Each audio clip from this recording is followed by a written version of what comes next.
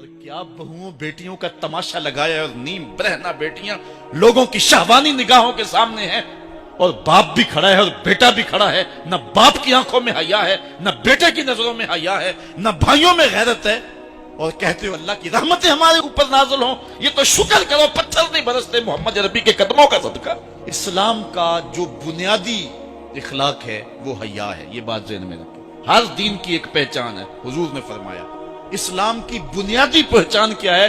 حیا ہے۔ جب ہم نے اسلام کے دامن کو چھوڑ دیا ہے، یہ رسم حنا کے نام سے بدتمیزی یہ کس معاشرے سے ہم نے لی ہے؟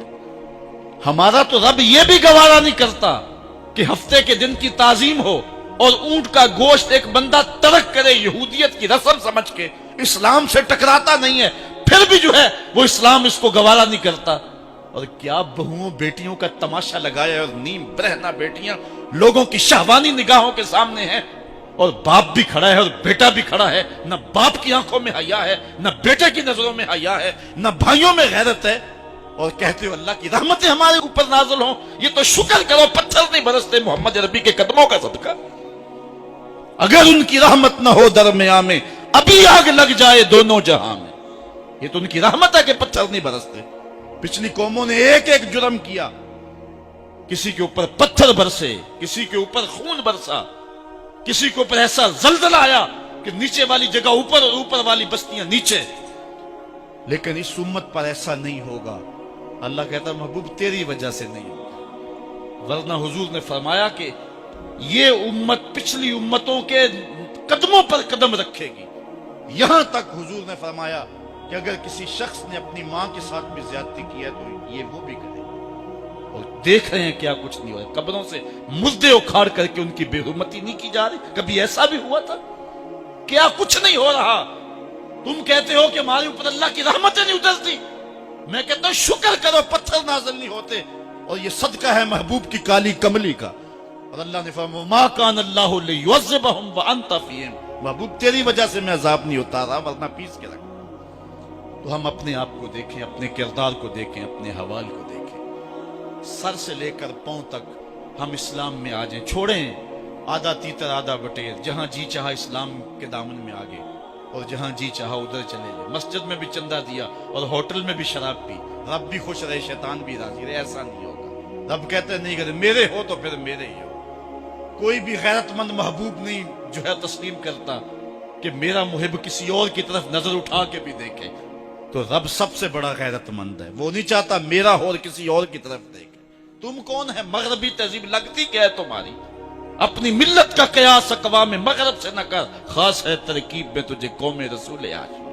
تم غیروں کی نکالیاں کرتے پھرتے ہو، تمہارے سامنے سیدہ عائشہ کی سیرت موجود نہیں ہے، تم مغرب کے ٹینوں بننے کی کوشش کرتی ہے میری بیٹی، تیرے سامنے محمد کی بیٹی فاطمہ کا نقشہ نہیں ہے؟ کدھر بھاگ رہی ہے؟ یہ بال کھول کے بازار میں کون جا رہا ہے؟ یہ نیم برہنہ کون جا رہا ہے؟ دیکھ محمد عربی تجھے کیا آواز دے رہے ہیں، ان کا لہجہ کیا، اس کو سن اور زندگی کو اس کی مطابقت میں گزار۔ اصل ہمارے دل زنگ آلود ہو گئے، اس دنیا کے اس ماحول نے ہمیں اس طرح کر دیا ہے کہ آج ہمیں سمجھ نہیں آ رہی کہ ہم کدھر جائیں۔ علماء فرماتے ہیں جب دل زنگ آلود ہو جائیں تو پاک لوگوں کی صحبت اختیار اور کثرت ذکر۔ حضور نے ارشاد فرمایا لکل شین ثقالہ وثقالۃ القلوب ذکر اللہ، ہر شے کا زنگ اتارنے والی کوئی چیز ہے، دلوں کا زنگ لگ جائے تو اللہ کا ذکر کیا کرو، دلوں کا زنگ اتر جائے۔ اور ایک اور حدیث میں حضور نے دلوں کا اور من کا میل اتارنے کے دو نسخے بیان کیے، ایک کثرت کے ساتھ موت کو یاد کرنا، کثرت کے ساتھ موت کا تذکرہ، اور دوسرا کثرت کے ساتھ جو ہے وہ تلاوت کلام مجید۔ اصل 10-15 سالوں سے ہمارے ساتھ جو کچھ ہوا ہے، آج اگر کوئی تذکرہ موت کرے، کوئی آخرت کی یاد دلائے، کوئی عمل کی بات کرے، وہ کہتے ہیں یہ تو ویسے خوش کیسے، کیا پتہ، قبر کا مذاق اڑا رہا ہے۔ اللہ اکبر، قبر دا خوف دے دے کے لوکی مینوں ڈرا دے۔ میں کہتا ہوں لوگ ہے کون ڈرانے والے؟ منکر نکیر کا پتہ آمنہ کے لال نے دیا ہے۔ قوم کو بے عمل بنایا جا رہا ہے، اور ان کے سینے سے خوف خدا اور خشیت الہی جو ہے وہ کھنچی جا رہی ہے، اور یہ سب کچھ دین کے نام پہ کیا جا رہا ہے، اور چند مفاد پرست لوگوں نے ترہیب اور ترغیب جو کہ اسلام کا مزاج ہے، تبشیر اور تنذیر نبی کا منصب ہے، اس کا مذاق اڑا کے رکھ دیا اور انہوں نے ایک متوازی دین دے دیا ہے، جس کے نتیجے کے اندر قوم کی بے عملی جو ہے وہ پختہ تر ہو گئی اور اس کو وہ دین کا رنگ دے رہے ہیں۔ اللہ کے محبوب علیہ الصلوۃ والسلام نے فرمایا کہ دلوں کو زنگ لگ جائے تو ذکر سے اترتا، دلوں کو زنگ لگ جائے تو قرآن سے اترتا، دلوں کو زنگ لگ جائے تو موت کی کثرت کے ساتھ یاد کرنے سے اترتا۔ قرآن مجید کی تلاوت معمول زندگی بنا۔ وہ کہتے ہیں کہ چہرے کا پردہ نہیں ہے، ہاتھوں کا پردہ نہیں ہے، پاؤں کا پردہ نہیں ہے۔ شاید وہ اس بات کو جو ہے وہ سمجھنے سے قاصر ہیں کہ یہ محارم کے لیے ہے۔ عورت کا مخصوص اعضاء کا پردہ تو اس کے باپ سے بھی ہے، اس کے بھائی سے بھی ہے، اس کے محارم سے بھی ہے، حتیٰ کہ بیٹے سے بھی ہے۔ لیکن یہ جو اعضاء ہیں ان کا پردہ بھی عورت کے اوپر لازم ہے، چونکہ جو شر پیدا ہوتی ہے وہ چہرے سے اس کا آغاز ہوتا ہے۔ تو میں ایک بات کہا کرتا ہوں کہ یہ جتنے دلائل ہیں، ان دلائل کے جواب بھی علماء نے دیے ہیں، یہ ساری بحث کی جا سکتی ہے۔ میری مائیں بہنیں تصور کر لیں کہ سیدہ فاطمہ تو زہرا کا پردہ کیسا ہوگا، تو ان کے تصور میں حیا میں لپٹی ہوئی فاطمہ دکھائی دے گی۔ بلکہ سیدہ فاطمہ تو زہرا سے جب پوچھا گیا کہ عورت کا صحیح پردہ کیا ہے، تو انہوں نے کہا کہ عورت کا صحیح پردہ یہ ہے کہ وہ کسی مرد کو نہ دیکھے اور کوئی مرد اس کو نہ دیکھے۔ حضرت عبداللہ ابن مکتوم رضی اللہ تعالی عنہ کے سامنے ازواج مطہرات نے پردہ نہیں کیا تو وہ آنکھوں سے نابینے تھے، تو حضور نے اس پر انہیں تنبیہ کی کہ تم نے پردہ کیوں نہیں کیا؟ تو انہوں نے کہا حضور وہ تو نابینا ہے۔ تو فرمایا کہ تم نابینا تو نہیں ہو۔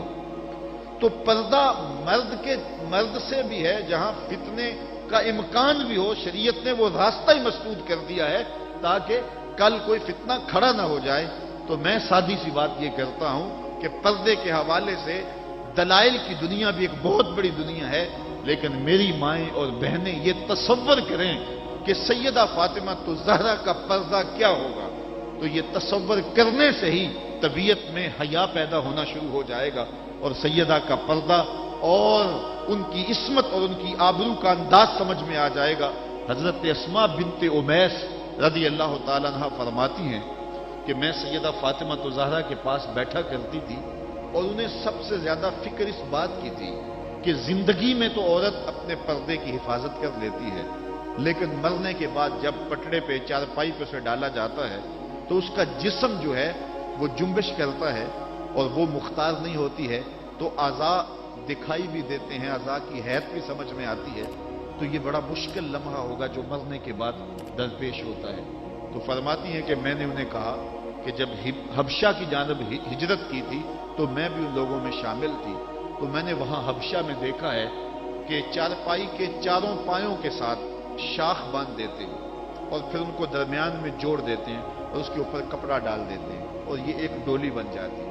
تو کہتی ہیں جب میں یہ بات بتائی تو سیدہ بہت زیادہ خوش ہوئی، کہا یہ تو ایک بہت اچھا طریقہ سمجھ میں آ گیا جس سے مرنے کے بعد بھی عورت کے پردے کی اور اس کے جسم کی حفاظت ہو سکے گی، کسی کی نظر نہیں پڑے گی۔ تو یہ وہ سیدہ ہیں کہ جنہوں نے اپنے پردے کی حفاظت یوں کی کہ غیر مرد نے انہیں نہیں دیکھا، اور پھر مرنے کے بعد بھی ان کے لیے وہ ڈولی تیار کر لی گئی، رات کی تنہائیوں میں ان کا جنازہ پڑا گیا، اور یہ وہ پاک دامن خاتون ہے جن کا آنچل مہر و ماں نے بھی نہیں دیکھا ہے۔ اور جب قیامت کا دن ہوگا تو حضرت سیدہ فاطمہ زہرا 70,000 خواتین کے جلو میں نکلے گی، تو آواز آئے گی یا اہل الجمع غدوا ابصارکم لأن فاطمہ بنت محمد حتی تمر، اے لوگوں نگاہیں نیچی کر لو، محمد عربی کی بیٹی کی سواری گزر رہی۔ تو دنیا پر بھی ان کے پردے کی حفاظت، بعد از وصال بھی، اور پھر قیامت کے دن بھی۔ مجھے بتائے عورت کیا وہ مغرب کی آوارہ لڑکی کے روپ میں زندگی گزارنا چاہتی ہے یا سیدہ فاطمہ زہرا کے پردے کی وارث بننا چاہتی ہے؟ وہ سڑکوں پر لہرا کر چلنے میں فخر محسوس کرتی ہے یا کہ وہ اپنے مخصوص پردے میں لپٹ کر کے تقدس مہاب انداز میں گھر سے مجبوراً نکلنا پڑے تو نکلنا پسند کرتی ہے؟ کوئی بھی شریف زادی یہ پسند نہیں کرے گی کہ وہ مغرب کی حیا باختہ لڑکیوں کی طرح آوارہ مزاج ہو اور اس کی طرف شہوانی اور بھوکی اور غلیظ اور گندی نظریں اٹھے. وہ چاہے گی کہ میں تقدس معاب زندگی گزاروں. میری بہن، تیرا برقع تیرے لیے قید خانہ نہیں، تیرے برقعے کی ایک ایک سلوٹ تیرے حیا کا پہرا ہے. تو مغرب کی ٹینو نہیں ہے، تو مشرق کی بیٹی ہے. تو فاطمہ ہے، تو عائشہ ہے، تو حفصہ ہے. تیرا پردہ اس کائنات کے حسن کی علامت ہے. تو سمٹ جائے گی تو امت پھیل جائے گی، تو گھر کو سنبھال لے گی تو امت بحر و بر پہ جاری ہو جائے گی. تو عورت کو گھر میں سمٹ کر کے اپنی اندرون خانہ ذمہ داریوں کو سنبھال کر کے اپنی عصمت اور اپنی آبرو کی حفاظت کرنی چاہیے تھی. اقبال نے بڑی خوبصورتی سے اس پر بحث کی ہے کہ عورت کے لیے پردہ ضروری ہے یا نہیں، اور پھر کہا عورت کو یہ خود اپنے آپ سے پوچھنا چاہیے کہ وہ کس روپ میں اچھی لگتی ہے. ذرا دیکھیے اقبال کا لہجہ. اللہ اکبر. اس راز کو عورت کی حقیقت ہی کرے فاش. مجبور ہے، معذور ہے مردانے خرد مند. کیا چیز ہے آرائش و زیبائش میں زیادہ، آزادی نسواں یا زمرد کا گلو بند. اقبال کہتا ہے کہ عورت اپنے اندر کی عورت سے پوچھے کہ اس کے لیے حسن کہاں ہے. زمرد کا گلو بند اس کو دیا جائے اور وہ پردے میں جو ہے وہ سمٹ کر کے گھر کی ملکہ بن کے رہے، تو یہ اس کے لیے زیادہ اعزاز اور عزت اور فخر کی بات ہے، یا وہ جو ہے وہ آزادی نسواں کے نام سے بازاروں میں گھومتی پھرے اور مردوں کے سامنے ہنس ہنس کے باتیں کرتی پھرے. ایک عورت 4 گھر کے افراد کی خدمت کو اپنے لیے بوجھ سمجھتی ہے اور اسلام کو مطعون کرتی ہے کہ اسلام نے مجھے جو ہے وہ پابند کر دیا ہے اور گھر کے اندر محدود کر دیا ہے، اور میں اتنے بچوں کی تربیت میرے کندھوں پہ ڈالتی ہے، اور میں شوہر کی خدمت بھی کروں، بچوں کی خدمت بھی کروں، تو اسلام نے تو میرے اوپر بڑی پابندی لگا دی ہے، مجھے آزادی ملنی چاہیے. اور وہ عورت جو 4 بچوں کی خدمت اپنے لیے بوجھ سمجھتی ہے اور پھر وہ 300 مسافروں کو ہنس ہنس کے کبھی پانی پیش کرتی ہے، کبھی کھانا پیش کرتی ہے. 300 مسافروں کو ہنس ہنس کے مسکرا کے لہک لہک کے پانی پیش کرنا اور کھانا دینا، اور مختلف ذہنیتوں اور گندی سوچوں کے حاملین لوگ بھی اس طبقے میں موجود ہوتے ہیں اور ان کی شہوانی نظروں کا شکار ہونا. کیا عورت کے لیے یہ عزت ہے، یا عورت کے لیے یہ عزت ہے کہ گھر کی 4 دیواری میں سمٹ جائے اور تقدس ماحول کے اندر اپنے بچوں کی تربیت کرے؟ عورت کو جتنی ذمہ داریاں دی گئی ہیں وہ صرف ان کو سنبھال لے اور ان کے سنبھالنے کا حق ادا کر دے تو وہ ایک اچھے معاشرے کی تشکیل کی ضمانت بن جاتی ہے. سیدہ فاطمہ الزہرا رضی اللہ تعالی عنہا کا وجود ہمارے لیے ایک روشن، ایک منور اور ایک تابع جو ہے وہ وجود ہے، جس سے ہم مقدرات اسلام کی تربیت کے خد و خال لے سکتے ہیں. اقبال کہتا ہے تو نہ دانی کہ سوزے کراتے تو دیگر گوں کر تقدیر عمر را. میری بہن، اگر تو بہن ہو کے قرآن پڑھے تو عمر کی تقدیر بدلتی ہے، اور اگر تو ماں ہو کے قرآن پڑھے تو بیٹا نیزے کی نوک پہ قرآن سناتا. کربلا کے تپتے ہوئے ریگزار میں پیاسا ہونے کے باوجود حضرت امام حسین جو باطل کے آگے ڈٹے ہوئے ہیں اور جھک نہیں رہے ہیں، اور 71 لاشیں کندھوں پہ اٹھا کے خیموں تک پہنچا چکے ہیں، پھر بھی استقامت کا کوہ گراں بنے ہوئے ہیں. یہ حسین ابن علی کا کمال تو دکھائی دیتا ہی دیتا ہے، لیکن ذرا غور کی آنکھ سے دیکھو پیچھے فاطمہ کے دودھ کا اثر دکھائی دیتا ہے. تو اگر مائیں پردے میں سمٹ جائیں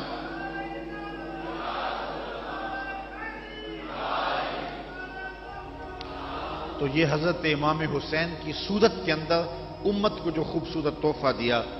بلکہ یہاں اقبال تو بے خود ہو گیا نا، وہ کہتے ہیں آپے سے باہر ہونے کی کیفیت، کہ عقیدت کا رنگ ایسا چڑھا کہ بس جذبات سے مغلوب ہوا. اقبال کہتا ہے کہ وہ کہتا ہے کہ رشتہ آئین حق زنجیر پاس فرمانے جناب مصطفیٰ، ورنہ گردے تربتش گردید میں سجدہ برخا کے او پاشید میں. اے فاطمہ، جو کام تو نے کیا، اگر شریعت کے حکم کی زنجیریں میرے پاؤں میں نہ ہوتی اور آپ کے باپ کا ہی حکم کہ اللہ کے علاوہ کسی اور کو سجدہ جائز نہیں، یہ مجھے ملحوظ نہ ہوتا، تو میں کعبے کی طرف رخ کر کے سجدہ کرنے کی بجائے تیری قبر کی مٹی کی طرف منہ کر کے سجدہ کرتا. اور میں کعبے کا طواف کرنے کی بجائے تیری قبر کا طواف کرتا، کیونکہ جو کام تو نے کیا ہے وہ کسی اور نے نہیں کیا۔ نبی کے گھر کی ہے عظمت، نبی سے سنتے ہیں، علی کے گھر کی ہے عزت، علی سے سنتے ہیں، وہ جس نے معزز کیا گھرانے کو، حسین پال کے جس نے دیا زمانے کو۔ تو یہ تھا حضرت سیدہ فاطمہ تو زہرا رضی اللہ تعالی عنہا کا کردار۔ آج کی عورت سیدہ کے کردار کو اپنے لیے نمونہ حیات بنا کے اپنی زندگی کی راہیں متعین کر دے۔ اگر پندے سے درویش پذیری، ہزار امت بمیرت تو نہ میری، بطول باش و پنہا شو ازیں عصر کہ در آغوش شبیر بگیری۔